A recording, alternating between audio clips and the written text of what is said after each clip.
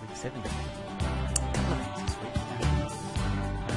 Instead of doing a Zoom session, this week is very much about building your pedagogical map. So instead of doing the Zoom session, I thought I'd put this resource for you. And please, any direct questions, shoot them into me via the forum or via email. So let's have a look at this session. We're going to talk about growing your pedagogical map. And in order to do that, I'm going to take a step backwards and just remind you here of this 3D diagram about complexity, instructional approach, and also the notion of authenticity of learning.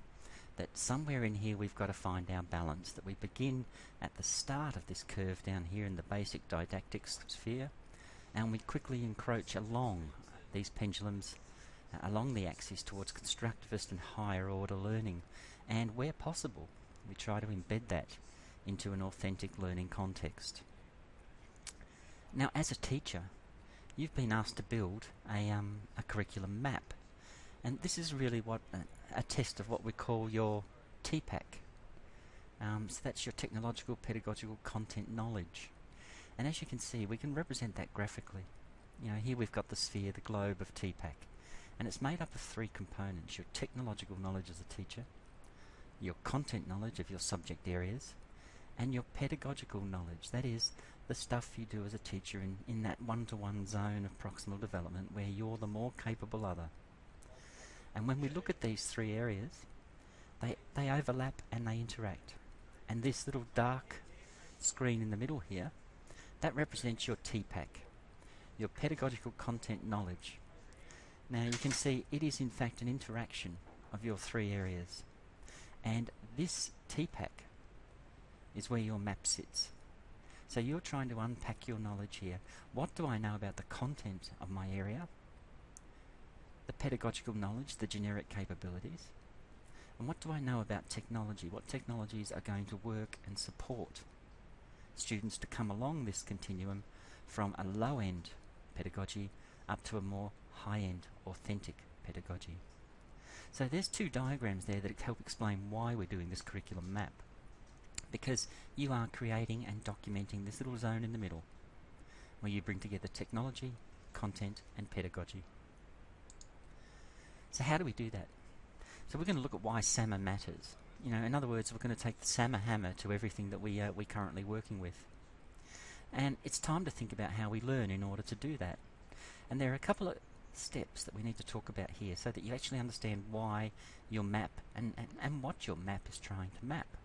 We've got neural pruning, we've got myelination, we've got the role of emotion in learning, we've got emotions, the amygdala in the teenage brain, and we're also going to talk briefly about the characteristics of effective assessment. That is, what happens when you modify and remodify and redefine using SAMR. So when we look at it, first of all, how does pedagogy work? How does it create changes in our brains? And if you have a look, for instance, we learn when we communicate neurons, that is, physical networks of our brain bump together. And this is what we call the neural networks, the myelination. And we can see, the image there of a neuron, the dendrites, the axal terminals, the receptors, all the way along the axon, the myelin sheath.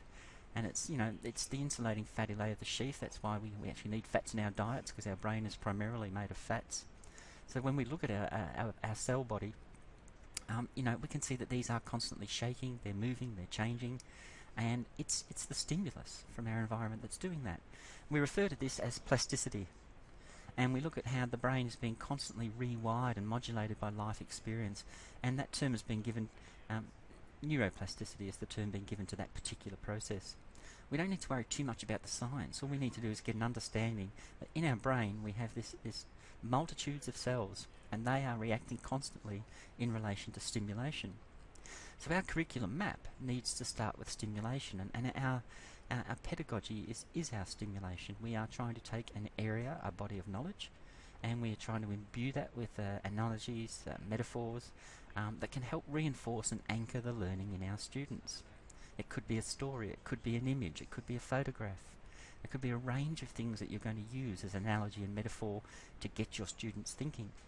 Now what happens is when your students' eyes see these images, or ears experience them, or food, if they taste something, they get a little protein spot that develops literally on their brain cell. then the neural pathways start to make connections from those protein spots. They literally link together. So when we move from the concrete to the abstract, it's a very powerful learning technology because we are encouraging that linking. We are creating and laying down new pathways when we start to integrate and bring together concepts. So doing, seeing, experiencing, when we tip the classroom, okay, instead, I remember when I went to school, we would, for instance, be given a piece of paper to read, and then we would actually do something or go on a field trip after, several weeks of, painstaking work. We'd then actually go and see it in real life. Well, let's tip the classroom. Do, see, experience first, and then learn and read about it. And if we approach the classroom by using experience as a hook, we are probably going to do a lot better in terms of growing these pathways. And the research tends to indicate that that's what we do. Now, when we look at how pedagogy can actually grow our smarts, we look at, again, the pattern of brain growth. And the brain is constantly sculpting itself through experience with the world, with interaction. And it's our only organ that's sculpted through experience. So with our brain, and we're now learning more and more about late life dementia and what we call white brain diseases. If you don't use it, you lose it. It's a storage and retrieval system. So it's about constantly stimulating these neural pathways. And we shape and form our brain through formative assessment. And what happens with our brain is, we know from the research that it actually overbuilds, and then it prunes itself. So it's a little bit like a citrus tree. It will grow too large, the fruit on it will become too heavy, and then 3 times in your lifetime, it's going to dump. You literally have a brain dump. Now the first time is around about 1.5 to 2 years old, when you're acquiring language. That is, you're going from being pre-verbal to being verbal. And you can imagine the quantum of change in your brain at that time. The second time is around adolescence and puberty, when you're starting to take on a psychosocial and psychosexual identity. You're moving into your world of adulthood. And that's the second time we have a great brain dump. And the third time we actually have a great brain dump is when, theoretically, our midlife crisis. And even though there's no documented evidence to suggest we have a midlife crisis, there is documented evidence to prove that we actually have a second adolescence or a second adulthood. And that can come at any time, really, from age 35 right through to age 70. So there is this second as an adult, a second massive dumping of neural pruning. And of course you can see what happens to people. Our vulnerability, emotional, psychological, psychosocial, all of these different things that happen to us around about the time when these neural dumps are going. So it's a good warning to us as teachers about some of the complexity of things going on. So what is your curriculum map? So you've got to have a good look here at, and you've got to theorise about how we learn. Here's your pedagogy component. And then you've got to link it by metaphor and also by analogy through curriculum materials. Neural pruning, the last part of the brain is to myeliniate is the frontal lobe, and it doesn't do it really to about 22 or 23 years of age. And we know this mostly through studies of people suffering from schizophrenia, for instance. Schizophrenia really starts to appear around about age 17 at that second neural dumping, and becomes quite established by the age of 22, 23. So the main point here from an education perspective, though, is that critical thinking is not developed. It needs to be developed. It's not inherent. So as the frontal lobe is still forming up to that critical 22 to 23 year age stage, we're actually vulnerable as learners. If we're not getting the stimulation we need, then we're not learning as much as well as we possibly can. So your curriculum needs to support it, scaffold it, check it. In other words, you need to SAMR it. So learning can be quite pedestrian. After a while, the brain, and we'll talk about the amygdala in a minute, dumps random and routine information. But if we SAMR it, it gets it very, very hard for the brain to dump it.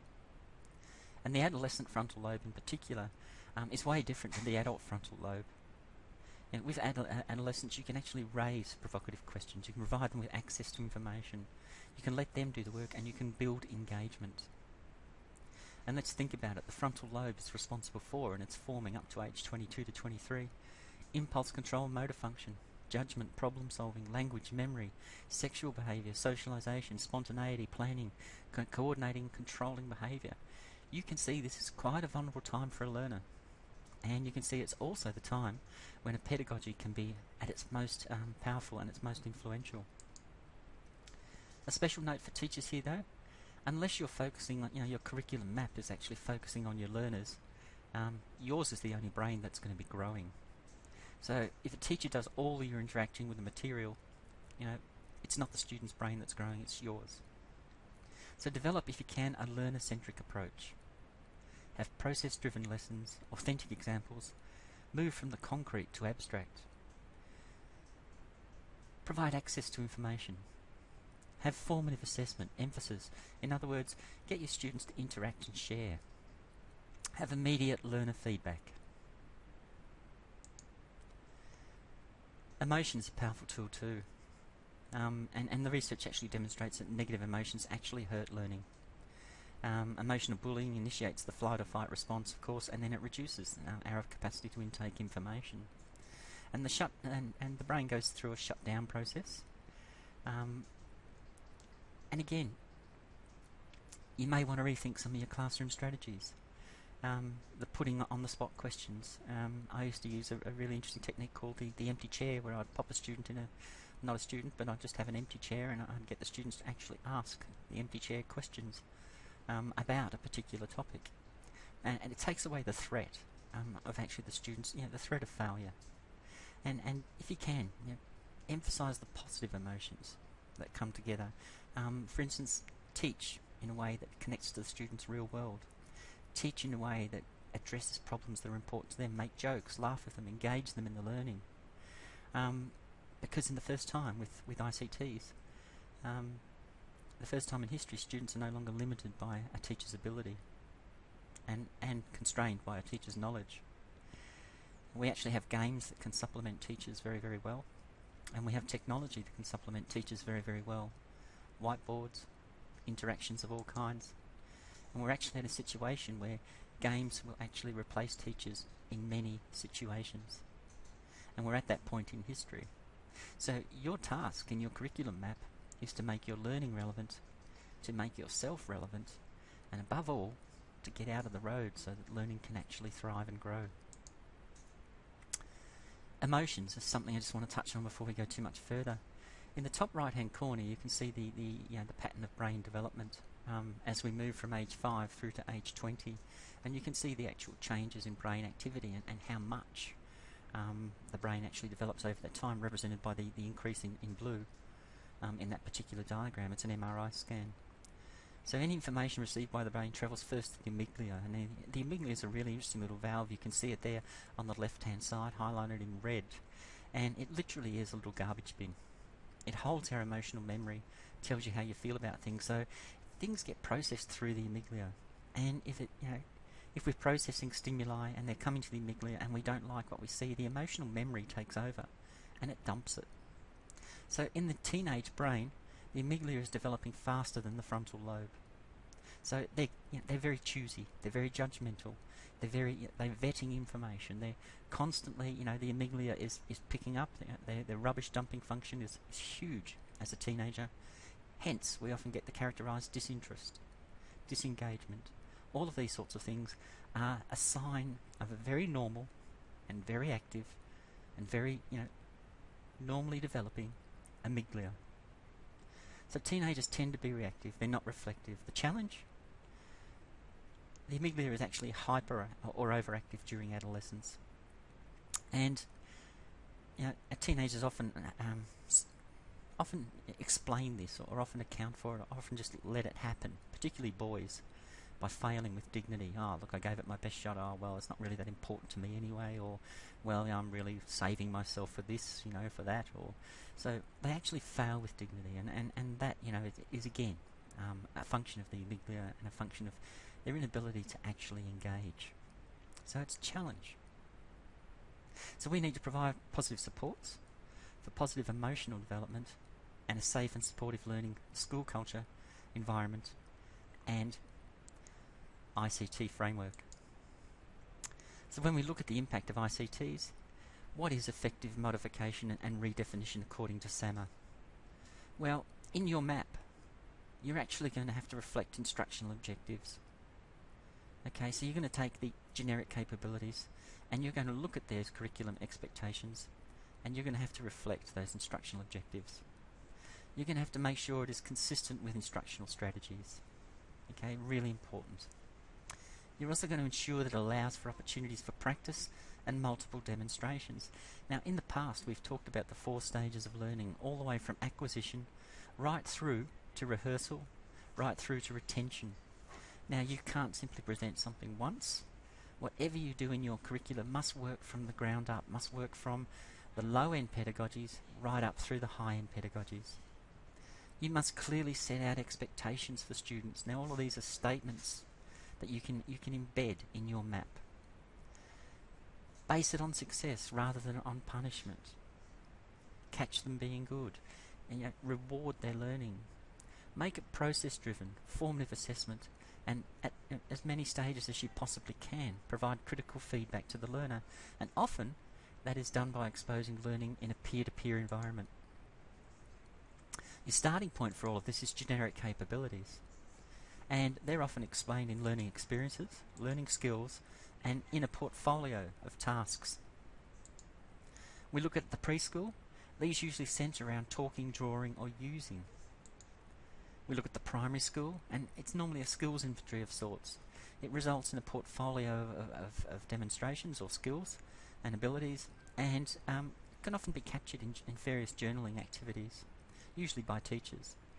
In the high school, we see it's embedded across subjects. It's a skills inventory, and often students will finish up with a portfolio of generic capabilities once they complete their higher years schooling. We also need to create access. And where do things appear? Where can we embed ICTs? The classroom, the computer lab, exactly what is available to us. We've got computers, software, hardware, peripherals, cameras, printers, scanners, internet, intranet access, publishing work, hard copy and digital. Now, very, very few Education Queensland schools, none in fact that I know of, actually have a learning management system. So any embedded learning you're doing will be through share folders, which makes it not impossible, but it does make it more complex because you've actually got to get access to share folders for you and your students. A lot of the private schools are running learning management systems, and that makes it a little bit easier. But before you start, determine the vehicle you're going to be driving before you start your journey. The context. Preschool, high school, primary school, where we're dealing with ICTs and we're trying to stimulate this brain growth. What do students need to learn? What would they like to know? What technology can realise these goals? Okay?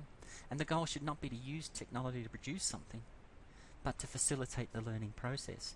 And the reason I'm going through this is to demonstrate the sorts of issues and questions you need to be addressing for your map. Preschool, a couple of examples: integration, software, promote problem solving, involve many senses, sound, music, voice. I think that's fairly common sense. And this can be done through digital cameras. It can be done through the internet. It can also be done through the internet again, through robotics and play-based simulations. You can link to global communities and global play and global competitions. Preschool ideas: paint for picture drawing and storytelling. Very, very successful paint. Words for writing stories and colouring sequence. Okay. And finally, software for varied open-ended interactions. Autobots, Buzzy, and of course we've got the internet for critical viewing and recognition of links and icons. So there's a lot you can do at the preschool level, and some of these ideas you may even want to incorporate into some of your higher level education. Autobots, for instance, are great fun for kids to stimulate creative writing. At the primary school level, integration is the theme. At the lower level, we've got pets is a really good topic. The middle, we've got inventions. Digital cameras, internet research, web pages, Weebly's. At the upper level, of course, you may be doing units on power, where we do web quests, research, concept maps, brochures, publishers. Okay, all of these really simple ICTs can be, remodifying. That they can be redefining and modifying the SAMA components of traditional curriculum. High school, which is probably saving best to last for you guys, some of the best use of ICTs happens outside your subject areas. For instance, when we're looking at integrating across the curriculum, SOS, news, current affairs, internet research, validity analysis. Okay, SOS is now known as HAS, of course. Arts, CAD graphics, science, satellite maps, discussion groups, weather mapping, business, money values, the internet. For instance, the share trading game is a great national competition, spreadsheets, online experts, and of course HPE, digital recording, graphing in Excel, a whole range of simple ICT applications that can modify and redefine traditional learning tools. I want to point to Lee Sauer's fabulous effort in her blog. I just encourage you guys to keep browsing the blogs, because a lot of people are expressing confusion about where we're heading with this map and what we're doing. But I think Lee captures not only the simplicity of where we're headed, but she actually catches the spirit of it. Now, I haven't put her whole blog up here. I encourage you to go, but it's a really great example. So she's taken her generic capabilities in literacy, numeracy. She goes on. She looks at the low-end pedagogy, the explicit teaching and scaffolding needed for students to build a vocabulary, and her area was mathematics, which is really, really good. And she talks about the language of mathematics, the features and the concepts. She talks about modification, redefinition levels of SAMA at the low-end pedagogy. Okay, great. And then she moves to the high-end pedagogy. Okay, develop their ability to create and analyze a range of texts typical of mathematics, such as calendars, maps, graphs. Okay, and finally, a modification, redefinition of the SAMA model, where she elaborates these mathematical elaborations in her literacy generic capability. So if you haven't had a look at Lee's example, I really encourage you to go there and have a really, really good look. Okay, she's done some fabulous work there. The next thing I want to basically point to is some examples of little vignettes, digesteries of using innovative learning technologies, and these are online examples, and they come with real school situations and real school applications of where some of these technologies are being used. So when you're thinking, as Lee is, you're thinking up here in your modification and redefinition levels, then go and have a look at some of these websites. Go and have a look at some of what schools are doing to see whether, for instance, you want to incorporate web quests. Really, really good for senior learning or middle school. What digital resources are available to you, multimedia packages, use of interactive whiteboards, when, where and how in a sequence. Virtual learning environments, again, probably not so good for Education Queensland. And student-generated digital video. Have a good look at that. Alright, please keep your questions coming in. Post them via the forum, and if we can, we'll keep pushing towards development.